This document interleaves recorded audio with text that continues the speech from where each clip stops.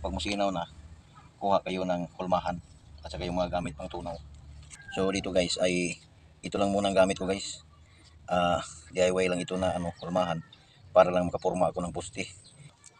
Lagay nyo rito, tapos palibutan nyo siya ng putik.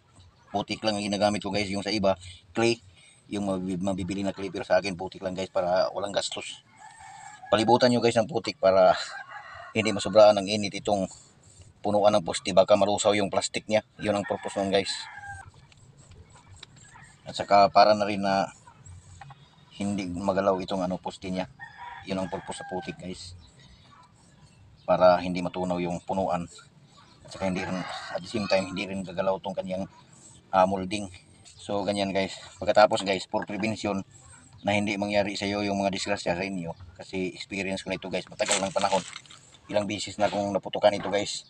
Kaya yung preventions guys ay buksan nyo itong kanyang mga takip lahat, para kung sakali mapasukan siya ng apoy mula sa ginagawa nyo dito ay hindi siya puputok.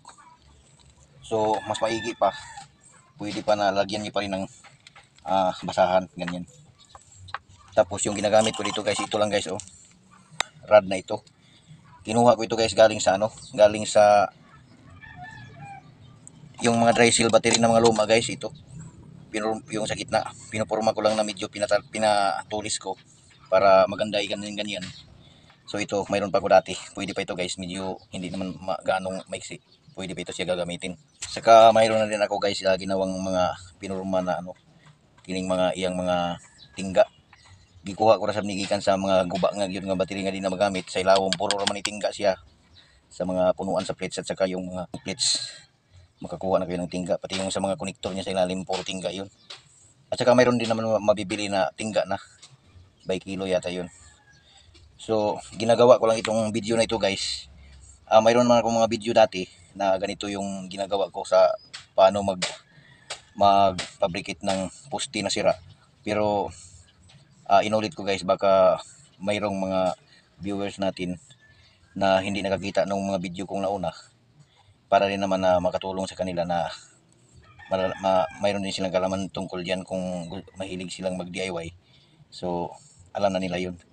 So ang importante dito guys, bukas yung mga takip lahat para iwas putok, lalo na pag malakas yung battery kargado, may iwasan talaga siyang pumutok. So ganito lang yun guys.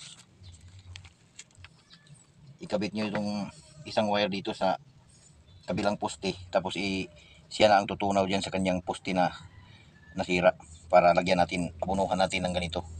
Ano lang guys, vice grip lang ang pinanghahawa ko dito para kasi hindi pa tayo naka-improvise ng magandang panghawak nito.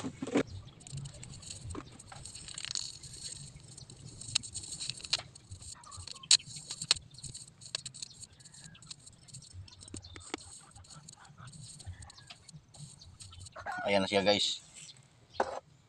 Pagtatapos yung magtunaw diyan na sa tingin nyo tama na, at kahit lagyan nyo na ng tubig para lumamig agad,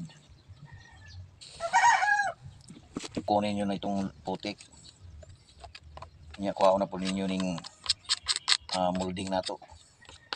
Actually guys for your information sa lahat guys ng mga viewers natin, itong molding natin ay gawa ito sa sa aluminyo, kasi yung ibang metal kasi katulad ng bakal ay sa tingin ko parang pangit yun, kasi pag tumama yung ating rod dyan sa molding ay malakas yung spark. Samantala itong itong aluminum lang ay medyo nag-spark lang siya ng konti, pagkatapos ay hindi siya natutunaw. Kung bakal pa ito guys ay siguro ang pakpak na yun sa ilawom, hindi na mapurmang yung kalingin kaya nagkapakpak na. So ana lang na guys. Tapos yan ay limpyuhan dayon. Kuan lang naman ang akong gilimpyo diri guys, kanang ang akong giipit sa orad ganiha nga kining vice grip mo pa akong ituyog diri paglimpyo.